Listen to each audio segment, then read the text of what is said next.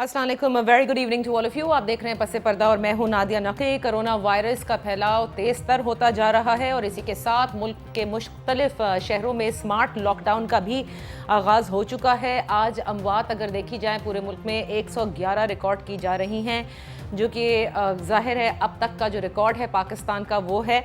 अब से कुछ देर पहले कौमी असम्बली का इजलास जो कि जारी है, बिलावल भुट्टो जरदारी साहब चेयरमैन पाकिस्तान पीपल्स पार्टी खूब गरजे बरसे उन्होंने वज़ीर आज़म पाकिस्तान और उनकी जो पॉलिसीज़ हैं उनको मुर्द इल्ज़ाम ठहराया कि कोरोना के फैलाव की वजह यही है। सवाल पूछा उन्होंने कि कौन ये कहा करता था कि ये एक फ्लू है, किसने कहा था कि गर्मी आएगी तो वायरस चला जाएगा। अब तक वफाकी हुकूमत ने हर चीज़ को अपोज किया है, हर उस रिक्वेस्ट को, हर उस इक़दाम को अपोज किया जिससे कोरोना वायरस के फैलाव को रोकने में मदद मिलती।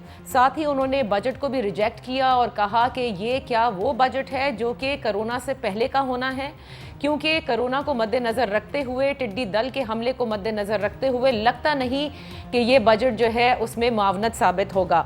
बहुत सारी बातें बिलावल भुट्टो जरदारी साहब ने कही और तमाम तर इस फैलाव का, अवाम की अमवात का ज़िम्मेदार वफाकी हुकूमत को ठहराया। उन्होंने कहा कि जिस वक्त कोरोना के हवाले से अवाम को बचाना था वज़ीर आज़म पाकिस्तान उस वक्त बिजनेसमैन को ATM मशीन्स को बचा रहे थे।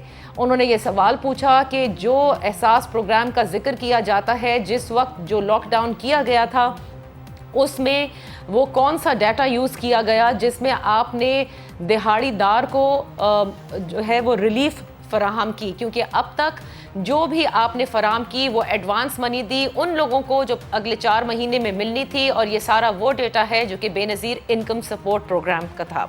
आज इसी हवाले से हम बात करेंगे। यही हमारे 2 मौजू हैं।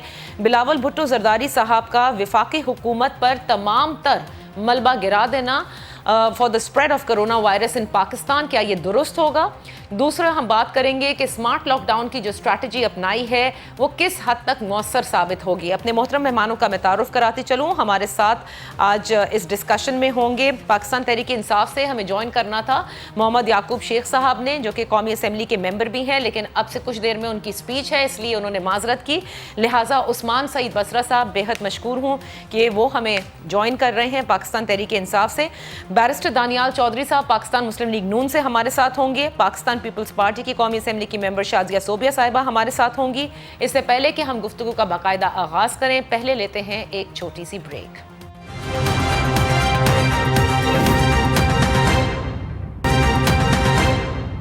Welcome back. हमारे साथ आज हैं उस्मान सईद बसरा साहब, डॉक्टर शाजिया सोबिया और इसके साथ होंगे बैरिस्टर दानियाल चौधरी साहब। उस्मान सईद बसरा साहब, बड़ी धुआंधार तकरीर की है बिलावल भुट्टो जरदारी साहब ने आज। न सिर्फ बजट को रद्द किया, रिजेक्ट किया कि ये तो वो बजट ही नहीं है जो कि पेंडेमिक के दौरान होना चाहिए था, जिसमें आप हेल्थ फैसिलिटीज़ और आप अपने डॉक्टर्स के लिए, पैरामेडिक्स के लिए, अवाम के लिए बहुत कुछ करते।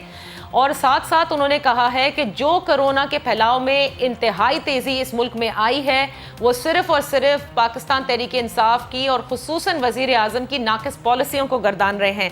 क्या आपके नज़दीक जो सवाल उन्होंने उठाए कि हर चीज़ को वज़ीर आज़म अपोज करते चले आए और ख़ुद इसके बारे में बड़ी कन्फ्यूजन उन्होंने फैलाई, क्या ये ठीक है सारा इल्ज़ाम? और ये भी ठीक है कि उन्होंने कहा कि सूबों को काम नहीं करने दिया गया, सूबों की नहीं सुनी, खुद अपने सूबे की नहीं सुनी।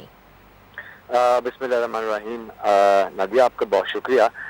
देखिए, मेरे ख्याल में बिलावल भुट्टो जरदारी साहब जो हैं, उनकी जो तकरीर लिखने वाले साहब हैं, जो उनको इस सारी चीज़ों के बुलेट पॉइंट बना के देते हैं, या तो वो चाहते हैं कि बिलावल साहब सियासी तौर पे आगे जाके मार खा जाएं, या वो चाहते हैं कि बिलावल की जो एक सियासी साख जो भी बन रही है वो बिल्कुल तबाह हो जाए।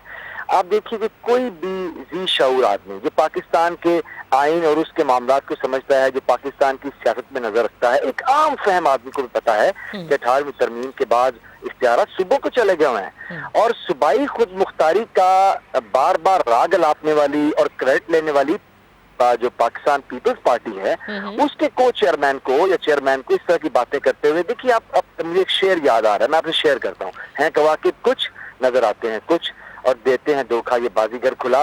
देखिए, अगर वो समझते हैं कि मामला सही नहीं हुए फेडरल हुकूमत की, अगर वो उनके बकौल इस तरह की बात है, तो अपने सूबे के अंदर बेहतरीन चीजें वो कर सकते थे, सेहत के मामला अच्छे कर सकते थे, देख ले रहे हो। लेकिन एक यही छोटा सवाल है, आपने कहा 18वीं तरमीम के तहत जाहिर है कि सेहत सूबाई मसला है, बिल्कुल आपने वजह फरमाया। फिर क्या वजह है कि जब पंजाब की पूरी काबीना ने ये सिफारिश की वजीर आजम से और अभी इसी वीकेंड पे की कि मुकम्मल लॉकडाउन करना है, तो उन्होंने इसको रद्द किया और कहा नहीं सिर्फ स्मार्ट लॉकडाउन करना है, तो फिर वहां 18वीं तरमीम को क्या हुआ? देखिए, मैं आपको बताऊं कि जो डिस्कशन जहाँ लाहौर के अंदर हुई है, मैं क्योंकि उसको फर्स्ट हैंड इन्फॉर्मेशन मेरे पास है, पहली तो बात यह है कि हमारी कैबिनेट ने कलेक्टिव डिसीजन ये कहा ही नहीं कि आप पूरा लॉकडाउन करें। उन्होंने प्राइम मिनिस्टर को एज अ पार्टी हेड, हमारी जो पार्टी की पार्लियामानी कमेटी की मीटिंग हुई उसके अंदर अपने अपने लोगों ने सजेशन दी, लेकिन प्रेडोमिनेटली लोगो ने इस बात पे एग्री किया कि आप पार्शली जो कंट्रोल लॉकडाउन है, जिसको आप सिलेक्टिव जगह पे लॉकडाउन कर रहे हैं, जिसको आप मॉनिटर कर सके इस हिसाब से कि कहाँ पे लोग ज्यादा है, उसका ही कहा गया। वहां पे तो ऐसी कोई बात नहीं हुई। लेकिन देखिए ना, बड़ी धुआंधार तकरीर आपने भी कहा कि बिलावल साहब ने की है पार्लियामान के अंदर, ये वही और बजट पे भी बड़ी गुफ्तगू उन्होंने फरमाई है। आप मुझे बताइए कि इनको इल्हाम हो गया था कि बजट अभी पेश ही नहीं हुआ था, अभी ये बजट के मुंदरजात को भी नहीं जानते थे, लेकिन ये तो घर से कतबे लिखवा के ले आए अपने अपने पार्लियामेंटेरियन को तैयार करवा के, और बड़े बड़े प्ले कार्ड उठवा के ले आए कि ये बजट नामंजूर है, ये गरीब दुश्मन बजट है।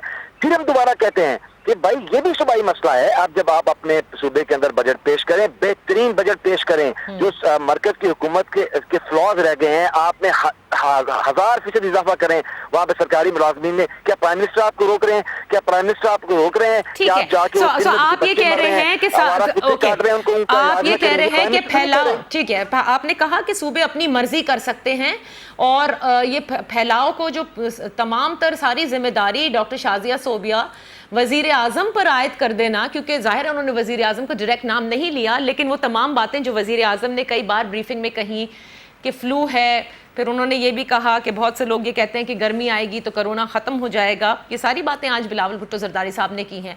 लेकिन टोटली आप वजीर आजम को कैसे कह सकते हैं? बिल्कुल सही कह रहे हैं, 18वीं तरमीम के बाद बहुत सारे डिसीजन सिंध ने खुद भी लिए और सारे सूबे ले सकते हैं। जैसे आप लोग लॉकडाउन करना जब चाहते थे आपने किया, सख्त करना चाहते थे किया, फिर नरम हुआ, जैसा भी करना चाहते हैं।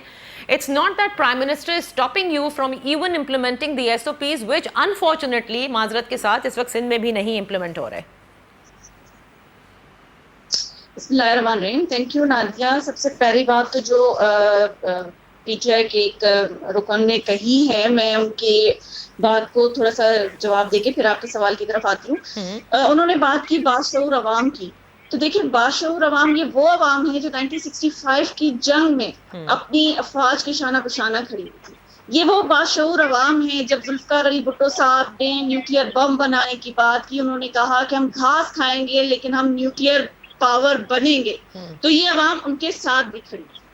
तो ये उस अवाम को बेवकूफ बनाने के लिए सीट पे आके बैठे हैं। बिलावल भुट्टो साहब ने आज जितनी भी बातें की आपके रिकॉर्ड में होगा, आप इनकी स्पीच उठाएं प्राइम मिनिस्टर की और देखें कि इन्होंने क्या क्या फरमाया था। इनकी गोल्डन वर्ड्स हैं। तो इन्होंने सबसे पहले कहा था कि ये आम फ्लू है, अब छोटी सी खांसी और फ्लू पे आप टेस्ट कराने ना चले जाएं। और फिर नेक्स्ट इनकी स्पीच आती है कि आप अवाम जो है वो इस चीज को सीरियसली ले। भाई आपने PTA के थ्रू ये मैसेज चलवाया कि कोरोना वायरस जो है वो जानलेवा नहीं है, इसका जिक्र किया। आपने कहा कि ये एक नॉर्मल फ्लू है, 10-12 दिन में ठीक हो जाएगा। लेकिन जब बिलावल भुट्टो जरदारी साहब ने आपको इज्जत देनी चाहिए, आपको हेड ऑफ स्टेट कहा, आपको हेल्थ मिनिस्टर कहा और उसके कहा कि आप पॉलिसी दें, हम आपके साथ एज अ टीम खड़े हैं, आपने वो चीज नहीं समझी। उसके बाद सिंध ने लॉकडाउन किया, सिंध को लॉकडाउन होते ही KPK में, बलूचिस्तान में, पंजाब में, AJK में, GB में, हर जगह पे लॉकडाउन हो गया। उस वक्त भी प्राइम मिनिस्टर साहब टीवी पे बैठ के, वही प्राइम मिनिस्टर जिनको अपने प्राइम मिनिस्टर होने का भी टीवी से पता चला, जिनको डॉलर की कीमत ऊपर जाने का भी टीवी से पता चला, और मेरे ख्याल में लॉकडाउन का भी उनको टीवी से ही पता चला होगा कि इस्लामाबाद में भी लॉकडाउन हो गया। उनकी स्पीच के आधे घंटे के अंदर अंदर लॉकडाउन हो गया था। तो ऐसे वजीर आजम की क्रेडिबिलिटी क्या है? आप मुझे बताते हैं जो अपनी बात पे नहीं खड़े हो सकते। जुल्फकार अली भुट्टो साहब ने कहा था हम न्यूक्लियर पावर बनेंगे, घास खाएंगे लेकिन न्यूक्लियर पावर बनेंगे। So doctor Shahzeb, okay, there is a mix signals की बात की आपने कंफ्यूजन की बात की। Again come to my question कि क्या सारा इल्जाम आप उन पे डालेंगे? देखिए सूबे में तो जो कुछ करना है आप लोगों ने करना है। मैं आपकी क्वेश्चन की तरफ ही आ रही थी लेकिन जब सिंध ने लॉकडाउन किया तो इनके ही एमपीए साहब, इनके ही एमएनए मिनिस्टर्स जो कराची से ताल्लुक रखते थे, उन्होंने आके कराची में इंतशार फैलाया, उन्होंने आके सिंध में इंतशार फैलाया। इनके जो एक खुरम शेर जमान साहब एमपीए हैं, जो अब उनको भी कोरोना हुआ, अल्लाह उनको सेहत अता करे, आमीन। तो वो उन्होंने कहा था कि हम इस लॉकडाउन को मानते ही नहीं है, कोरोना कुछ है ही नहीं, सी कैटेगरी है। जी, तो जी। मुझे जरा वो आके ए बी कैटेगरी बता दे, फिर सी भी डिस्क्राइब करते वो मुझे।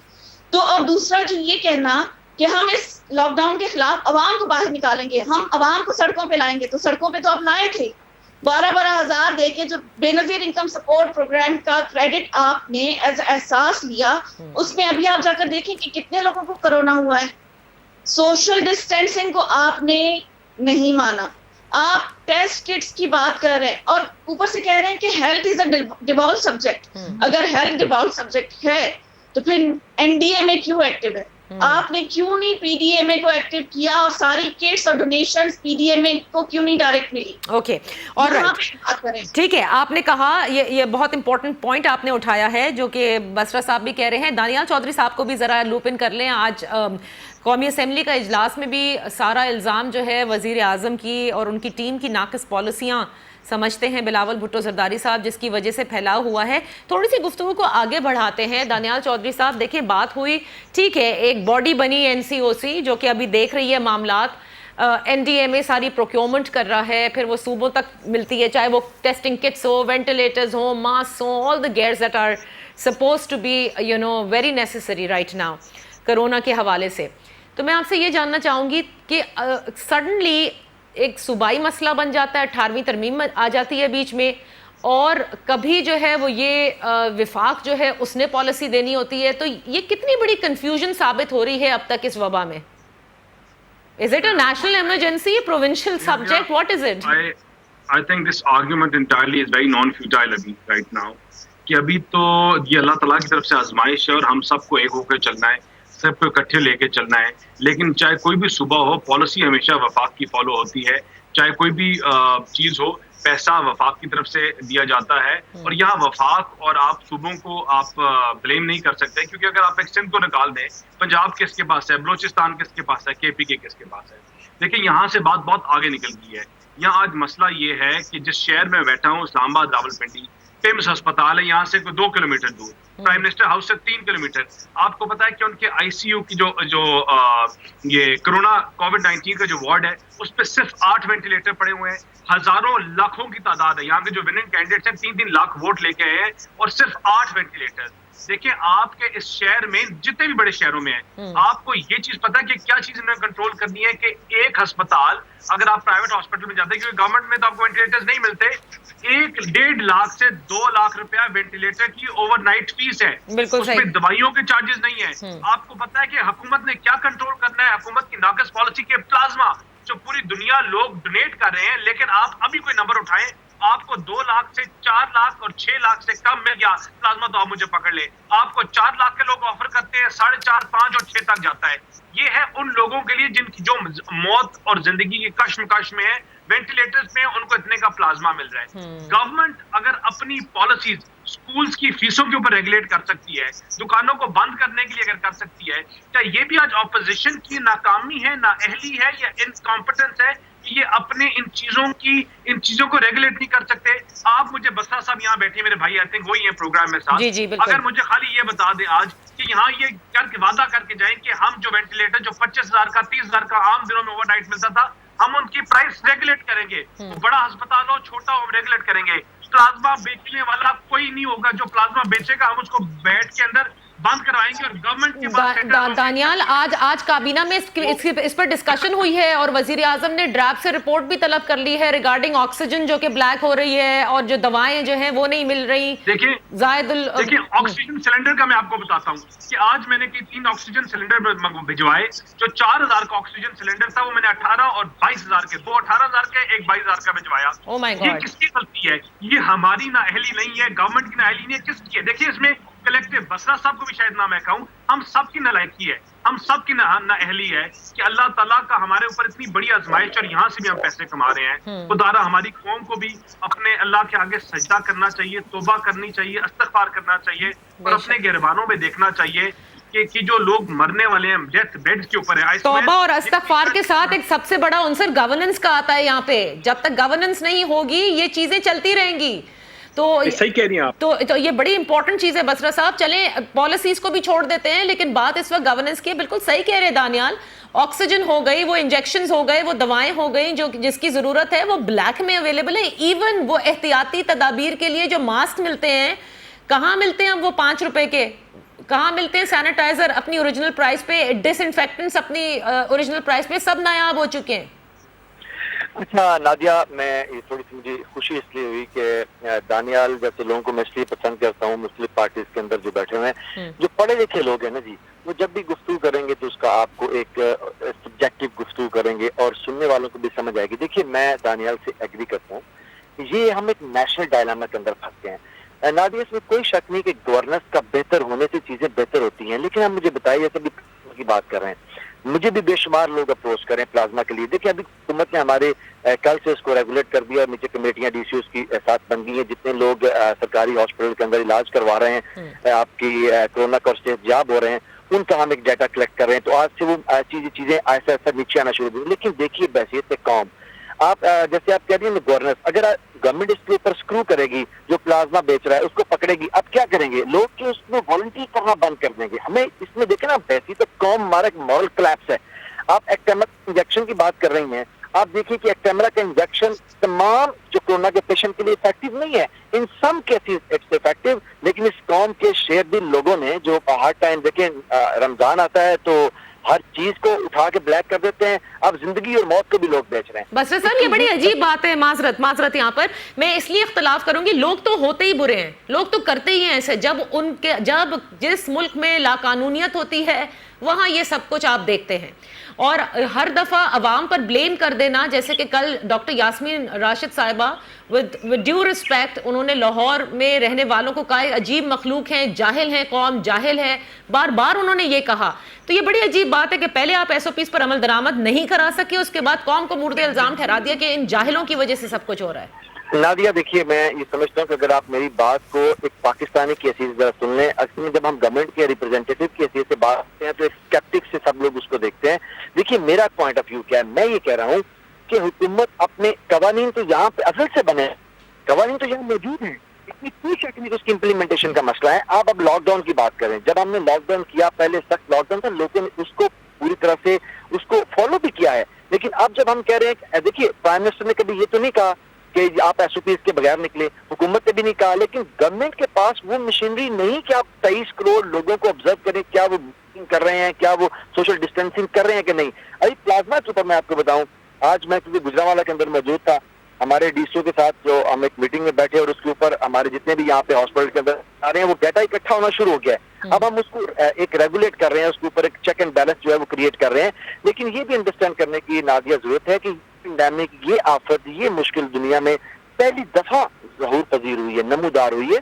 इसके ऊपर तमाम चीजें कहीं लिखी नहीं हुई थी, हमारे एक्ट से उसको रिफाइन करेंगे, करते करते करते कुछ एसओपी जैसे सेट हो जाएंगे कि चीजें उसके अंदर रेगुलेट होना शुरू हो जाएंगी।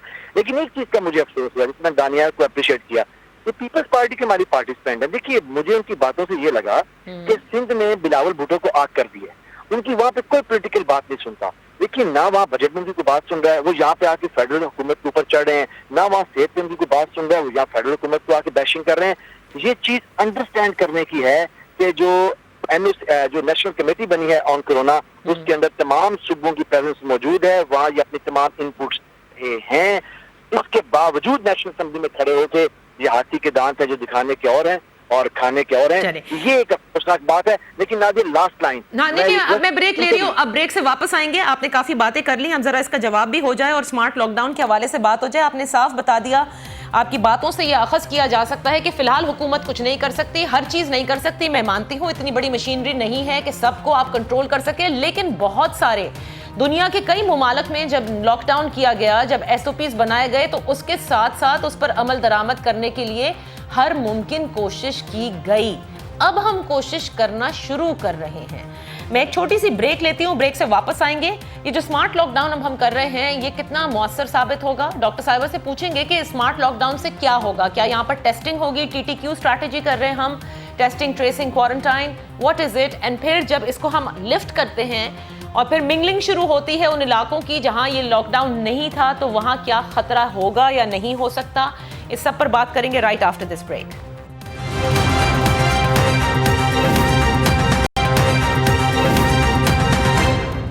Welcome back. Doctor Shazia Sobia sahiba हमारे साथ हैं, दानियाल चौधरी साहब हैं और उस्मान सईद बसरा साहब हैं। ज़रा स्मार्ट लॉकडाउन पर भी बात कर लेते हैं क्योंकि ये लोगों के लिए बड़ा इंपॉर्टेंट है। सिंध में भी बहुत सारे इलाकों के अंदर ये कहा गया है, डिस्ट्रिक्ट्स की तरफ से तजवीज़ पेश की गई है, घोटकी, हैदराबाद, इसी तरह पंजाब में, खैबर पख्तूनख्वा में स्मार्ट लॉकडाउन कई जगहों पर तो आगाज़ हो चुका है, कई से आज या कल या परसों जिस तरह से ये अरेंजमेंट्स होंगी हो जाएगा। What happens in a smart lockdown doctor साहिबा? क्या बस उस इलाके को सील कर दिया जाता है जहां पर सबसे ज्यादा केसेस होते हैं, फिर उसको सील करे रहने दिया जाता है till those people are negative, या फिर कोई और स्ट्रैटेजी अपनाई जाती है इन टर्म्स ऑफ टेस्टिंग? देखिए नादिया, सबसे पहली बात तो ये है कि जो आई थिंक बसरा साहब हैं, उन्होंने बात की बिलावल साहब की स्पीच की। तो मैं ये समझती हूँ कि उनकी स्पीच पे या उनके ऊपर बात करने से बेहतर है कि जो आपके स्क्रिप्ट राइटर है ना, उनको थोड़ा सा आप उनको अवेयर कर दें और उनसे आप मुझे ये सिर्फ इस्लामाबाद का डेटा बता दें, क्योंकि जो डेटा हमें NDMA के चेयरमैन दे रहे हैं कि हमारे पास इतने सारे वेंटिलेटर्स हैं, लेकिन मुझे ये पता है कि चौधरी यासीन जो AJK के लीडर ऑफ अपोजिशन हैं, उनके लिए हमें बेड नहीं मिल रहा था यहाँ पे इस्लामाबाद में, उनके बेड अरेंज करने के लिए प्रॉब्लम हो रही है। दानियाल तो आज भी पिम्स की वेंटिलेटर का जिक्र कर रहे हैं कि वहां पर इतने कम है। जी बिल्कुल नहीं है, आप खुद आके विजिट कर लें। आप बसरा साहब से कहें कि एक दफा आके जरा गवर्नमेंट हॉस्पिटल्स को विजिट करें और डेटा बता दें मुझे कि कितने पेशेंट्स डेली जो है उनके टेस्ट हो रहे हैं, कितने पेशेंट्स आ रहे हैं, कितने जो हैं वो ठीक होके जा रहे हैं। दूसरी बात, मुझे बसरा साहब मुझे डेफिनेशन ऑफ स्मार्ट लॉकडाउन बता दें कि क्या है, ठीक है? क्योंकि देखें, जो आप लोगों ने एक अवाम के दिमाग में एक चीज डाल दी, आप न्यूयॉर्क टाइम्स की ना आज की रिपोर्ट उठा के देख लें कि 25,000 जो थे पेशेंट्स थे लॉकडाउन में, और जैसे ही आपने लॉकडाउन को ईज किया है ईद के दिनों में, आपकी तादाद जो वो 1 लाख तक पहुंच गई और डेथ्स की रेट आप देख रहे हैं कि क्या हो रही है। आप मुझे ये बता दें कि क्या अवाम को इस रिस्क पे डालना था? आपने सही बात की कि हमारी आवाम की लिटरेसी रेट को देखते हुए आपने उनको आगे लेके जाना था, क्योंकि हमारी आवाम वो है कि जब आप एक हेड ऑफ स्टेट होके बात करेंगे, हर दूसरे दिन आप आके टीवी पे बैठ जाते थे खिताब करने के लिए, तो आपको आवाम को अवेयर करना था, ये आपकी रिस्पॉन्सिबिलिटी थी, आपने पॉलिसी देनी थी। क्योंकि ये आप देखें, क्रेडिट जाता है मुराद अली शाह साहब को, हर दिन वो बैठ के टीवी पे अपने लोगों को अपडेट कर रहे होते हैं, यहाँ तक कि उन्होंने हाथ जोड़ लिए थे लोगों को कि प्लीज अपने घरों में रहें, अपने आप को एहतियात करें, अपने आप को बचाएं, सोशल डिस्टेंसिंग करें, हाथ धोएं, ये सारी चीजें मुराद अली शाह साहब ने बताई थी। अच्छा, लेकिन डॉक्टर साहिबा, लेट्स कम टू दिस। देखिए, स्मार्ट लॉकडाउन आप कैसे, ये डेफिनेशन आप क्यों पूछ रही हैं स्मार्ट लॉकडाउन की? क्या कराची ईस्ट के अंदर नहीं हुआ था जब फिर बहुत शोर हुआ था and then you had to like let go that smart lockdown of that you know Karachi East, जिसमें ये था कि इनको यूनियन काउंसिल नहीं पता, ये नहीं पता। मुझे सिर्फ बताया ना, लोगों के लिए देखिए बड़ा इंपॉर्टेंट है, स्मार्ट लॉकडाउन से क्या होगा, मैं ये जानना चाहती हूँ क्या होता है स्मार्ट लॉकडाउन से। देखिए, जो WHO की रिकमेंडेशन है नादिया, उसके अकॉर्डिंगली तो हमें इस तरह से करना है कि 2 वीक्स हमें बहुत स्ट्रिक्ट वाला लॉकडाउन करना है। ओके, जो हमने मेरे ख्याल में सिंध गवर्नमेंट ने बहुत पहले किया था, और उस चीज को क्रेडिट भी दिया था WHO ने कि अगर उसी लॉकडाउन को कंटिन्यू किया जाता तो मेरे ख्याल में केसेस की तादाद इतनी नहीं बढ़ती। तो अगर हम उस जो WHO की रिकमेंडेशन है अकॉर्डिंग टू दैट अगर हम चलते हैं तो 2 हफ्ते हमने बहुत स्ट्रिक्ट वाला लॉकडाउन करना है, और उसके बाद हमने उस चीज को ग्रेजुअली इजी करना है ताकि हम उन लोगों को थोड़ा सा की जो अवेयरनेस है, जो जो उनके साथ प्रॉब्लम्स हैं, उनको हम देख सकें, ताकि जो हमारे फ्रंट लाइन सोल्जर्स हैं, जो हमारे हॉस्पिटल्स में हैं, जो हमारे फोर्सेस में हैं, उन सबको भी थोड़ा सा relief mill so this current देखिए, स्मार्ट लॉकडाउन जो इस वक्त मुल्क के मुख्तलिफ शहरों में है, आप समझती हैं इससे कोई फर्क नहीं पड़ेगा फैलाव की रफ्तार को रोकने में? बहुत बहुत फर्क पड़ेगा। देखिए, वो चीजें, वो लोग जो है एक एरिया में रिस्ट्रिक्ट हो जाएंगे, ठीक है, और हम उस चीज की जो एकदम से स्प्रेड है उसको कंट्रोल कर सकते हैं। चलें, दैट्स वेरी गुड। तो इसका मतलब कम से कम ये स्ट्रैटेजी जो है वो तो आप मानती हैं कि स्मार्ट लॉकडाउन से बेहतरी जरूर आएगी। दानियाल चौधरी साहब, क्योंकि लेकिन अकॉर्डिंग टू WHO रिकमेंडेशन अगर हम चलेंगे तो WHO की रिकमेंडेशन से आई एम श्योर चल रहे होंगे, मतलब खुद से तो हम कमी करते हैं। और इसके पास तो अपनी कोई रिकमेंडेशंस नहीं है, बल्कि इन्होंने तो ये भी बोल दिया है कि हम WHO की रिकमेंडेशन में, ये ऑन रिकॉर्ड है, जी जी, जो डॉक्टर जफर मिर्जा ने कहा था कि हैं उनकी भी, और डॉक्टर यास्मीन राशिद की भी जी। और दूसरी बात, ये आपने इनकी बात करने की बात की है, तो ये तो अपने लीडर को, अपने चेयरमैन को, प्राइम मिनिस्टर को रिफ्लेक्ट कर रहा है जो इनकी बात निकल रही है, जिस तरह से आई थिंक थोड़ी सी ऑडियो आपकी ड्रॉप हो रही है। Let's have Daniyal in over here, कि क्योंकि रावलपिंडी के भी बेशतर इलाकों के अंदर ये कहा गया है कि स्मार्ट लॉकडाउन होगा, जबकि जो हॉटस्पॉट्स हैं, जो पहले डॉक्टर यास्मीन भी कहती थी दानियाल साहब कि लाहौर के बाद अगर कोई जगह सबसे ज़्यादा कोरोना के केसेस के हवाले से सामने आ रही है वो रावलपिंडी है। आप ये समझते हैं कि चलें देर आए दुरुस्त आए, अब ये जो स्मार्ट लॉकडाउन 2 वीक्स का होगा इसमें बड़ी इम्पॉर्टेंट तरीके से मैनेज होगा और आगे इस फैलाव को रोकने में भी मददगार साबित होगा? दूसरा, क्या आप समझते हैं कि वहाँ की इंतज़ामिया ने वहाँ इन स्मार्ट लॉकडाउन्स के इलाकों में जो गरीब तबका है उनको रिलीफ फराम करने के लिए कोई खुसूसी अरेंजमेंट्स भी की जा रही हैं? जी देखिए, पहले मैं एक चीज को, बसरा साहब ने 2 बातें की, मैं उनको जवाब देना चाहूंगा। बसरा साहब, ये कौम ऐसी है कि मैं आपको भी ब्लेम नहीं करूंगा, लेकिन हम हर चीज को फॉर ग्रांटेड लेते हैं और यहाँ इतनी कॉन्स्पिरेसी थीरीज होती हैं कि बंदा खुद परेशान हो जाता है।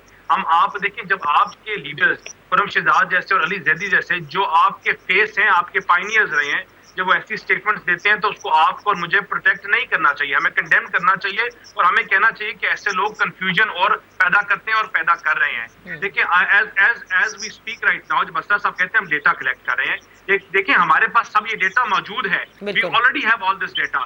हमें करना क्या है कि आज अगर आपने अपना प्लाज्मा डोनेट करना है और आप एक घर में रहती हैं, आपको प्लाज्मा डोनेट करने का प्रोसेस मैं बताता हूँ। आप जाएंगी सरकारी अस्पताल, आपका वो 2 टेस्ट लेंगे, फिर आपको वापस भेजेंगे और फिर आपके अगले दिन आपके जब सैंपल आएंगे तो डोनेशन लेंगे, आपका प्लाज्मा लेंगे। देखिए, अगर आपने असल में लोगों की मदद करनी है तो आप door to door plasma collection करने की अपनी टीम्स भेजें। That's very important Danial, that's very important. हाँ, दैट्स वेरी इंपॉर्टेंट, क्योंकि लोग नहीं जाएंगे। देखिए, लोग डरते हैं, लोग अभी भी डर रहे हैं कि हम कोई और वायरस ना कैरी करके लें। बिल्कुल आप डोर टू डोर ये सर्विस पैदा कर देंगे लोगों को तो इंशाल्लाह लोग खुद आएंगे और अपना मतलब दे विल आपको हेल्प करेंगे और अपना डोनेशन देने के लिए तैयार होंगे। जब आप चीजें डिफिकल्ट करेंगे तो कोई भी नहीं जाएगा, डर के नहीं जाएगा। आई नो समवन पर्सनली, मैंने उसको रिक्वेस्ट किया तो वो गया और उसने मुझे पूरा सूरत हाल बताया। उसने कहा मैं दोबारा डोनेट नहीं करूंगा, मेरी तौबा है। देखिए, दूसरी तीसरी चीज हम आज भी बात करते हैं, देखिए लॉकडाउन और इन तमाम चीजों की, मैं फिर ये कोशिश करूंगा कि कंस्ट्रक्टिव क्रिटिसिज्म करूं और हेवायर बातें ना करूं। सही। बस साहब, आप लोगों ने पहले, आपकी हुकूमत है, आपकी एक टाइगर फोर्स है, माशाल्लाह आपने बड़ी इन्वेस्टमेंट की है इन तमाम चीजों के ऊपर। आपको स्ट्रिक्ट लॉकडाउन करना पड़ेगा उन इलाकों में, पिंडी और इस्लामाबाद ये हब हैं। हम लाहौर के बाद हम सबसे ज्यादा कोरोना पेशेंट्स यहाँ से लोग जा रहे हैं। यहाँ आपको एक प्रॉपर कैंपेन करनी चाहिए ऐसे शहरों में जहाँ आपके एक नेगेटिव प्रोपेगेंडा की पूरी एक टीम फैली है जो कहती है कि यहाँ कोरोना नहीं है। आपको स्ट्रिक्ट लॉकडाउन करना पड़ेगा और वो स्ट्रिक्ट लॉकडाउन ये है कि जहाँ जहाँ आप मास्क की वायलेशन हो रही है, जहाँ जहाँ दुकानों की, I can take you right now to Rawalpindi, अपने राजा बाजार, मरीड, देखिए आप उन लोगों को भी नहीं कर सकते, वो दिहाड़ीदार तबका है, वो रेडी लगाने वाला है, वो इतना गरीब है कि आपकी सोच है, लेकिन फिर वो रोज अगर वो 100 रुपए की दिहाड़ी लगाता है तो 25-25 रुपए की मास्क कैसे ले? आप मास्क प्रोवाइड करें, सस्ते मास्क प्रोवाइड करें। जब आपको फैसिलिटीज प्रोवाइड करेंगे तो लोग और उसके ऑल्टरनेट के ऊपर काम करेंगे। देखिए आज एक ये N95 ये मास्क 1500 से लेकर 800 से लेकर 1500 रुपए तक मार्केट में अवेलेबल है, वेयर इसकी कॉस्ट 150 रुपए है। आपका नॉर्मल मास्क जो है वो 50 से 60 रुपए तक। बिल्कुल सही। गरीब बंदा वो कैसे खरीदेगा? जब इन चीज को आप रिस्ट्रिक्ट करेंगे तो इंशाल्लाह अल्लाह ताला बेहतरी करेगा। इसको हम काउंटर करेंगे, इकट्ठे काउंटर करेंगे, लेकिन आपकी पॉलिसी क्लियर और यूनिफाइड होनी चाहिए। ये बहुत अच्छी सजेशंस हैं। अब मैं चाहूंगी बसरा साहब आप इन सजेशंस के ऊपर आप अपना ज़रूर पॉइंट ऑफ व्यू दीजिएगा। देखिए एक बड़ा इंपॉर्टेंट विजिट है। सिंध हैड बीन सेइंग कि अभी तक प्राइम मिनिस्टर जो हैं वो यहाँ पर तशरीफ़ नहीं लाए, लेकिन आज वो आ रहे हैं। कल भी उनका बड़ा मसरूफ़ दिन होगा, लेकिन जो अभी तक इत्तलात सामने आ रही हैं उससे लगता यूँ है कि वज़ीर आला की कोई मुलाकात नहीं होगी। वरना ये सोचा जा रहा था कि शायद यहाँ की जो काबीना है और वज़ीर आला साहब हैं वो कराची और पूरे सिंध के जो हालात हैं इस वक्त कोरोना के हवाले से और टिड्डी दल के हवाले से, स्पेशली कोरोना राइट नाउ, उस पर शायद अपनी तजावीज़ भी पेश करेंगे, लेकिन ऐसा कुछ अभी होता नज़र नहीं आ रहा है। इनफैक्ट कल वो एहसास इमरजेंसी सेंटर भी जाएंगे लाड़काना में, और उसके बाद लाड़काना से उनकी रवानगी वापस इस्लामाबाद के लिए होगी। ये दोनों चीज़ों पर बात कर लेते हैं एक छोटी सी ब्रेक के बाद।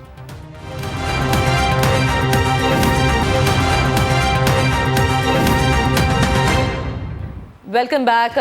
बसरा साहब, क्योंकि वक्त बड़ा कम है, मैं चाहूँगी बड़ी अच्छी सजेशंस हैं दानियाल की, फ्रॉम प्राइवेट हॉस्पिटल्स की रेगुलेशन से लेकर और गरीब लोगों को जो उन्होंने कहा कि अगर हम मास्क प्रोवाइड कर दें तो वो फिर एसओपीज पर अमल दरामद करने लगेंगे, सस्ती चीज़ें उनको देने लगें। दूसरा उन्होंने जो प्लाज्मा के हवाले से कहा, देखिए बिल्कुल ठीक है, आजकल जो वबा है उसमें एक आम आदमी घर से बाहर निकलने में डरता है। खुद कोरोना का शिकार होने के बाद 200 दफ़े वो सोचेगा कि मैं क्यों किसी सेटअप में जाऊं जाकर और खुदा ना खास्ता दोबारा कोरोना ना ले लूं या कोई और बीमारी ना ले आऊं। तो you know this has to be done on a very fast pace now to collect plasma. You will have to go door to door. अच्छा नादिया, मैं इसमें बिल्कुल जो भी तजावीज़ हैं, जो अच्छी तजावीज़ हैं उनके ऊपर अमल करना चाहिए, लेकिन मैं थोड़ा सा दानियाल की खिदमत में अर्ज करूँ, और हमारी बहन भी कह रही थी और वेंटिलेटर की कमी का भी बड़ा शिकवा कर रही थी। मतलब ये शिकवा हमसे क्यों कर रहे हैं? ये बड़ी तकलीफ की बात है कि 72 साल में प्रेडोमिनेंटली ये लोग पाकिस्तान के अंदर 72 साल में आर्मी भी बहुत थी इस कंट्री में, खाली ये नहीं थे दोनों। मैं कह रहा हूँ जी, सियासी जमातों की बात कर रहा हूँ, पॉलिटिकल जमातों की बात, प्रेडोमिनेटली ये लोग रहे हैं।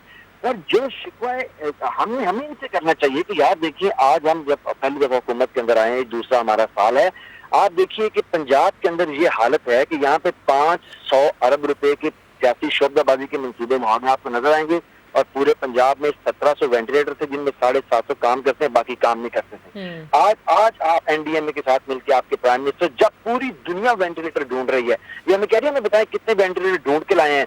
देखिए हम कहते हैं आप हमें क्यों ब्लेम कर रहे हैं? आप हमारे साथ आइए, मिलिए, आप वो आपकी पूरी पार्टियां बैठी हुई है, वो नेशनल कमेटी जो है वहां पे आइए, ढूंढिए जहाँ की दुनिया में जाके। यानी 72 सालों में आप जो है वो 4800 पूरे पाकिस्तान के अंदर वेंटिलेटर पैदा कर सके। आधे खराब है, आधे काम करते हैं। इसलिए मेरे ख्याल में ये बैठ के हमें टेलीविजन के ऊपर बार बार कि इमरान खान ने ये कर दिया, हमें let's come out of it, इससे बाहर निकलें और सब्सटेंशियल गुफ्तगू करें। अभी दानियाल ने ऐसे कहा, देखिए दो चीजें दानियाल को मैं खिदमत में पेश करूं। अभी उन्होंने कहा कि हमें टाइगर फोर्स के ऊपर इन्वेस्टमेंट की है। मैं दानियाल को बताना चाहता हूं कि इसके ऊपर कोई इन्वेस्टमेंट नहीं, सिरे से कोई इन्वेस्टमेंट नहीं हुई, ये बिल्कुल वॉलंटियर फोर्स है। और ये पाकिस्तान की सियासी तारीख में, हुकूमती तारीख में पहली दफा हुआ है कि किसी पाकिस्तान के वजीर आजम ने अपने लोगों को एनकरेज किया है कि आप सामने आया करें और दुनिया भर के अच्छे मुल्कों की तरह अपने वॉलंटियर्स आके अपने मुश्किल में अपनी कौम की हेल्प किया करें। लेकिन उसको भी हमारी सियासी जमातों ने क्रिटिसाइज किया, उसके ऊपर भी ऐसी फत्तियां कसी, ऐसी देखिए, जब ये कहते हैं कि खुरम का बार बार कह रहे हैं खुरम शेर जमान ने ये कर दिया और पूरा जनाब कराची के अंदर भट्टा बैठ गया कोरोना के खिलाफ जंग का, और इनके दोनों पार्टी के मेन स्ट्रीम के लीडर्स सारा दिन खड़े होके, और सेकंड टियर के लीडर्स ने भी जो हमारी कोरोना के टाइगर फोर्स है उसको क्रिटिसाइज किया, बुरे बुरे नाम दिए, ताकि देखिए ये तो एक नेशनल कॉज था। आगे मैं इससे बढ़ता हूँ, उसके ऊपर कोई इन्वेस्टमेंट नहीं। Last comment from you. अच्छा, अभी लॉकडाउन की बात देखिए, जो स्मार्ट लॉकडाउन है ये जितने भी पंजाब के बड़े शहरों के अंदर हो रहा है, उसके अंदर हम ये कर रहे हैं कि डाटा हमने जो हमारे पास आया है कि फलां लोकेलिटी के अंदर ज्यादा पेशेंट है, हम उसको मुकम्मल तौर पर लॉकडाउन करेंगे, उसके ऊपर मूवमेंट की रिस्ट्रिक्शंस होंगी और उसके ऊपर इन एंड आउट्स के ऊपर पाबंदी होगी, और इससे हमें एक ज्यादा जल्दी से 2 से 3 वीक नया हमें आइडिया मिलेगा। लेकिन एक चीज को मैं टेलीविजन के ऊपर बैठ के हम बात करते हैं, अंडरस्टैंड करना चाहिए, ये इवॉल्विंग सिचुएशन है। बिल्कुल सही। कोरोना लास्ट इवॉल्विंग सिचुएशन है, इसको आप डेफिनेट बुनियादों के ऊपर नहीं कर सकते कि ऐसे ही किया जाए। ओके ना, ठीक है, बिल्कुल सही है कि ये तो अब इसके क्या असरात होंगे ये भी पता चलेगा। जैसे ईद पे खोलने के क्या असरात हुए वो हमें अब पता चल रहे हैं कि क्या असरात थे। डॉक्टर शाजिया, बिकॉज टाइम कम है, आई वांट टू नो कि प्राइम मिनिस्टर से क्या एक्सपेक्टेड थी वजीर आला की मुराद अली शाह साहब की मुलाकात, या आपको पता था कि यहाँ पर ये मुलाकात नहीं हो सकती और सारी बात जाहिर है एनसीसी में ही होगी? देखिए नादिया, ये चीज क्योंकि ये प्लान जो है वो जिस तरह से बना है, मेरे ख्याल में तो मुराद अली शाह साहब को ऑन बोर्ड किया होगा। वैसे तो ये लोग करते नहीं है। बात कर रहे हैं बसरा साहब ब्लेम गेम की, तो ब्लेम तो हम नहीं कर रहे ना। पिछले 72 साल उठा के ये सामने लाते हैं, पिछले 100 साल की चीजें उठा के ये ले आते हैं। तो आप तो अभी अगर अपनी क्रेडिट लेना है तो अभी आप दिखाएं कि आपने क्या किया है। हमने जितनी सजेशंस दी, हमने यहाँ तक कि देखें, अब पिछली दफा आसिफ अली जरदारी साहब ने पिछले बजट में लोकस के लिए पहले ही बता दिया था कि ये प्रॉब्लम होनी है, आपने उस पर कोई काम नहीं किया। फरवरी से हम लोग कोरोना के लिए रो रहे हैं, आपने उस पर काम नहीं किया। अब ब्लेम तो आप लोग कर रहे हैं, काम करने से आप लोग रोक रहे हैं। हम तो काम करना चाहते हैं, हम तो आपको कह रहे हैं कि आप आगे आए, लीड करें, हम आपके साथ हैं। तो ये चीजें अगर उन्होंने उनको ऑन बोर्ड लिया होगा तो मेरे ख्याल में वो उनके साथ जरूर मीटिंग करेंगे। नहीं तो फिर ओके, दानियल, आप क्या समझते हैं, because you have been very positive in this entire discussion right now, how to move forward? ठीक है, स्मार्ट लॉकडाउन से बेहतरी आएगी बिल्कुल, ये जो लोग जिनको है वो और मजीद लोगों में नहीं फैलाएंगे, लेकिन यहाँ से आगे अब किस तरह चला जाए कि ये सारे मसाइल जो है किसी तरह से हम कंटेन कर सकें? देखें, ये गवर्नमेंट की जो डे 1 से पॉलिसी थी वो हर्ड इम्यूनिटी की थी, और उसके अलावा तो आई डोंट थिंक सो हमने कोई चीज़ देखी। देखिए, ये चीज़ तभी कंट्रोल हो सकती है, मेरी नाक़िस राय ये है कि इनको अपना लॉकडाउन जो है, जो स्मार्ट लॉकडाउन, उसको स्ट्रिक्टली फॉलो किया जाए। देखिए, पहले भी दफ़ा 144 लगा और लोगों ने धज्जियां उड़ा दी।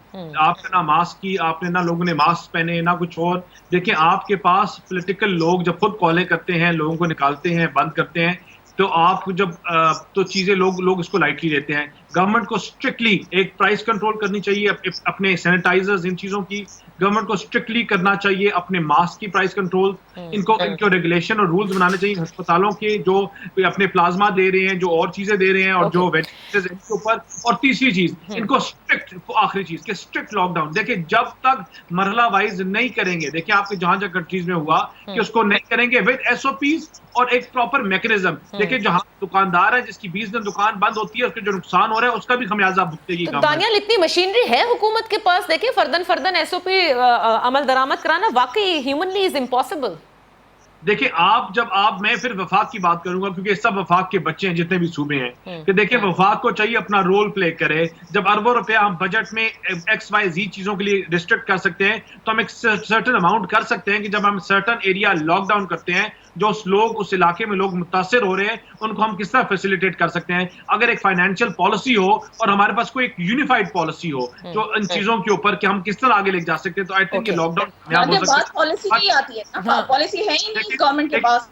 फिर मैं गवर्नमेंट की कॉम्पिटेंस देखते, वो टिड्डी दल है, वो आटा चीनी बहरान है, वो अभी पेट्रोल का फ्यूल कॉस्ट का इशू है, KPK में जो आटे का इशू चल रहा है, इनकी कैपेसिटी देखते हुए मुझे आज भी लगता है कि this is an incompetent government, और ये पंजाब में इस वबा को कंट्रोल नहीं कर सकेंगे। It's very unfortunate. अल्लाह ना करे कि ऐसा हो, अल्लाह करे कि ये कंट्रोल में आ जाए, अल्लाह ताला हमारे पर रहम करे, लेकिन हुकूमत को अपनी भी कैपेसिटी बिल्डिंग करनी चाहिए। बहुत बहुत शुक्रिया आप तीनों मेहमानों का। बड़ी बेसिक चीजें हैं जिस पर अगर काबू पा लिया जाए तो यकीनन बड़ा फर्क पड़ेगा। एक स्मार्ट लॉकडाउन से बड़ा फर्क पड़ना चाहिए है। दूसरा, जो SOPs पर अमल दरामद करने के लिए वाकई जो चीजें दरकार हैं, अगर उनको सस्ते में मैसर कर दिया जाए हमारे अवाम के लिए, जिसका बेशतर हिस्सा वाकई अफोर्ड नहीं कर सकता, रोज़ाना के मास्क अफोर्ड नहीं हो सकते, रोज़ाना के लिए आप सैनिटाइज़र बार बार नहीं ख़रीद सकते, अगर या तो ये मुफ्त फराम करना शुरू कर दें या इतना सब्सिडाइज कर दें इनको कि फिर लोग इन SOPs पर अमल दरामद करने के लिए आराम से काम करने लगे। दूसरा, जो अद्वियात का आज नोटिस लिया है, इंजेक्शंस का लिया है, ऑक्सीजन का लिया है, ये नोटिस इस वक्त जो है मेरे ख्याल से कई बड़ी, आई डू अंडरस्टैंड कि there are ways to work around, लेकिन बड़ी चीज़ें हैं जो हुकूमत को बड़ी वॉर फुटिंग्स पे करनी होगी। किस तरह से ये होगा कि ये कंट्रोल किया जाए, ये सारा क्वेश्चन आता है गवर्नेंस पे। देखते हैं, वज़ीर आज़म सिंध आ जा रहे हैं, अच्छी खबरें लेकर आएंगे, बहुत सारी आई होप कि तजावीज़ वो खुद भी देखेंगे कि किस तरह के हालात हैं। फिगर्स उनके सामने हमेशा रखे गए हैं, तो क्या देखते हैं कि यहाँ के लिए वो क्या फैसले करते हैं। बहरहाल एक unified policy is the need of the hour और इसी से हम इस पेंडेमिक पे काबू पा सकते हैं आवाम के ताउन के साथ। यानी आप लोगों ने हाथ भी धोते रहना है, डिस्टेंस भी रखना है और मास्क पहने बगैर आपने अब कोई काम नहीं करना। यही इस वक्त तर्ज़ ज़िंदगी है अनलेस एंड अनटिल इस वबा का इलाज निकल सके। इजाज़त दीजिए, इंशाल्लाह फिर आपकी खिदमत में हाजिर होंगे। अल्लाह ताला हम सबको अपने हिफ्ज़-ओ-अमान में रखे, आमीन। अल्लाह हाफ़िज़।